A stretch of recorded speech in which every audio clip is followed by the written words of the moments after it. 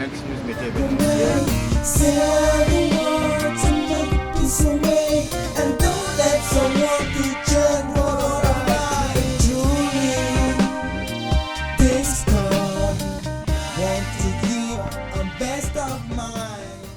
En présence du docteur Paul Kananoura.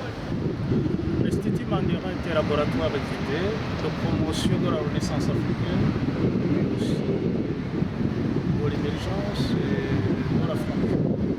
Il mène des réflexions fondamentales sur les questions de sécurité, sur la croissance économique, mais aussi sur l'africanisation de la démocratie, c'est-à-dire la gouvernance qui intègre la démocratie externe avec des réalités de nos pays, de nos peuples et de nos politiques.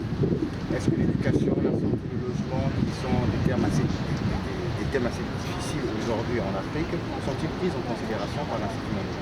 Non, ça, ce sont des politiques publiques. Donc, ça n'entre pas dans le cadre de réflexion de l'Institut Mandela parce que nous réfléchissons sur les fondamentaux qui forment la nation. Et ça, ce sont des politiques publiques à l'intérieur de la nation qui sont intéressantes, mais qui sont dédiées à d'autres structures que la nôtre, qui est là comme une sorte de fil conducteur de la pensée africaine. Alors, quels sont les axes de recherche de l'Institut Mandela? Nous avons 6 axes de recherche.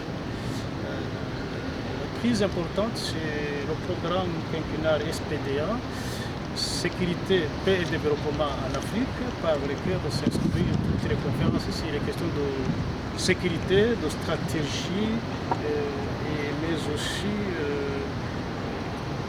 de terrorisme.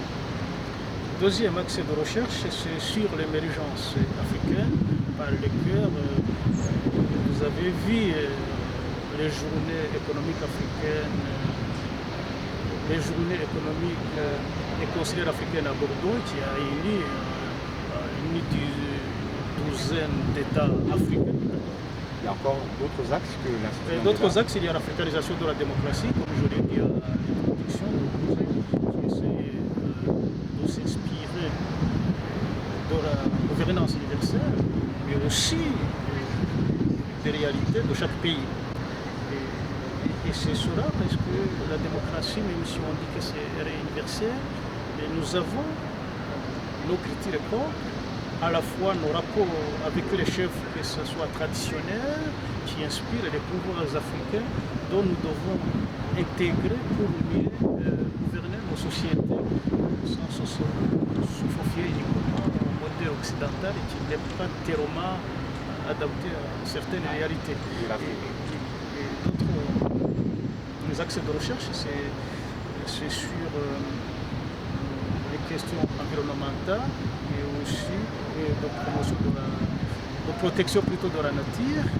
Et c'est ça. Et en fait de compte, l'autre axe de recherche le plus important, c'est plutôt sur les questions géostratégiques et géopolitiques, notamment des matières premières, parce que nous avons les 10 premières matières stratégiques. Et nous devons penser à les protéger. Les protéger, c'est-à-dire, c'est une manière de, comment dirais-je, de se doter des capacités de réaction rapide et de ne pas être protégé par les autres. Face aux menaces de déstabilisation régionale de Boko Haram. Et cet après-midi, on va se pencher sur la sécurité en Afrique de l'Est et la piraterie maritime dans l'océan Indien. Donc c'est ça. Dans les jours à venir, on se penchera sur d'autres questions avec un objectif de peaufiner un indice de risque sécuritaire qui sera utilisé pour mesurer la capacité des pays face aux défis sécuritaires et du terrorisme. Le problème Boko Haram au Nigeria et dans la région. Heureusement que les nouvelles autorités commencent à prendre la question encore d'une manière sérieuse. Le Cameroun, le Tchad et le Niger ont mené des actions efficaces de destruction de certains foyers de Boko Haram, mais ce n'est pas encore suffisant. Donc ça reste toujours une menace sérieuse dont il faut contenir et détruire.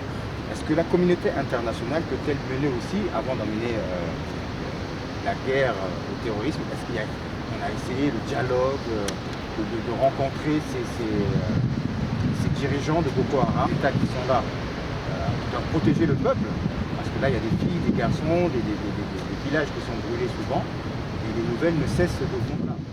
Je pense qu'on ne peut pas négocier avec les terroristes.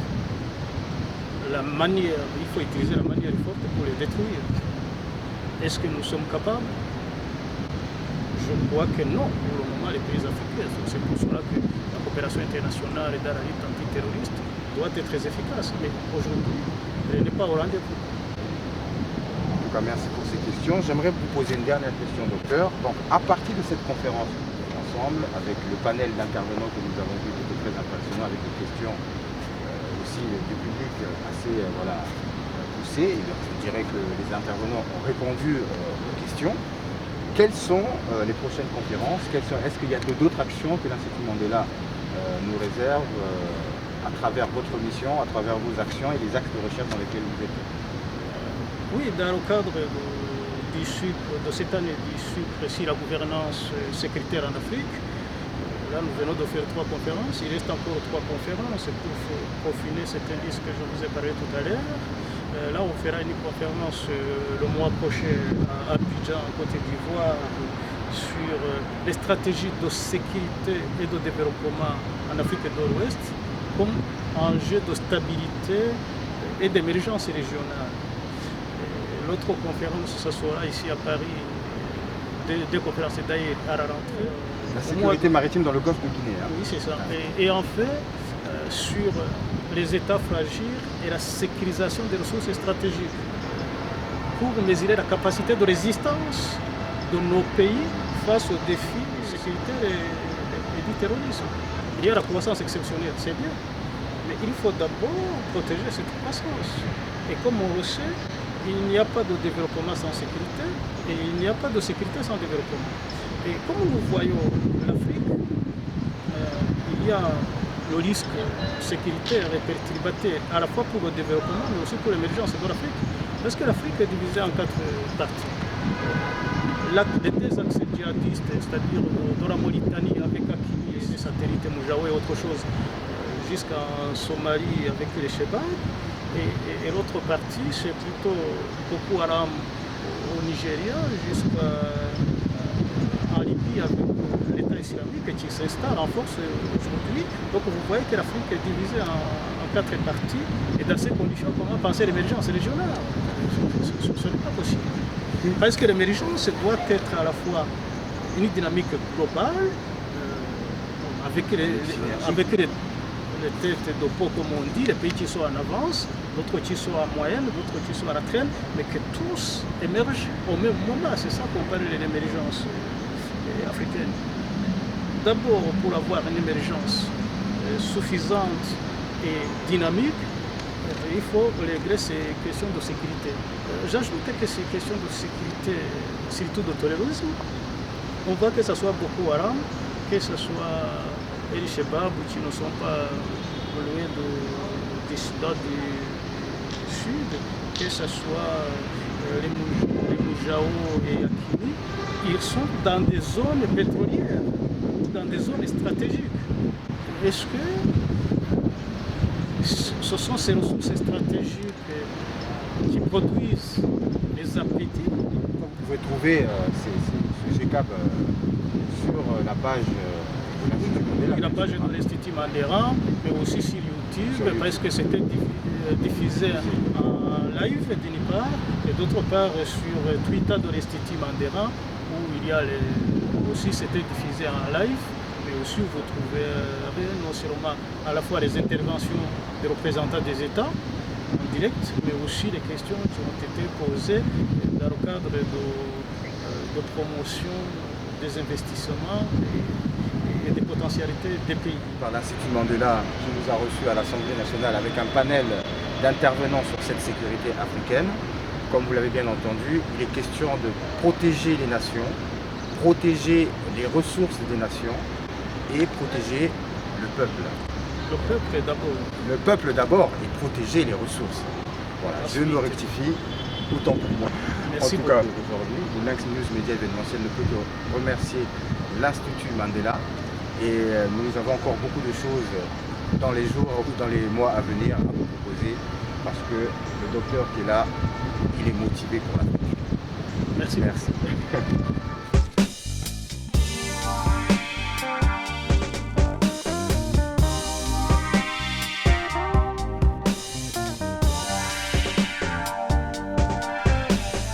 Leave your black man far away and give yourself a new walk away.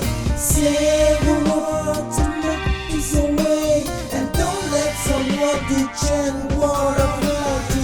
Leave your black man far away and give yourself a new walk away. Save the world to make peace away and don't let someone change what of love. Truly, this God want to give a best of mine, but you never understand, never is awful, misunderstood. You like it like food or nuts, never be afraid, like metal.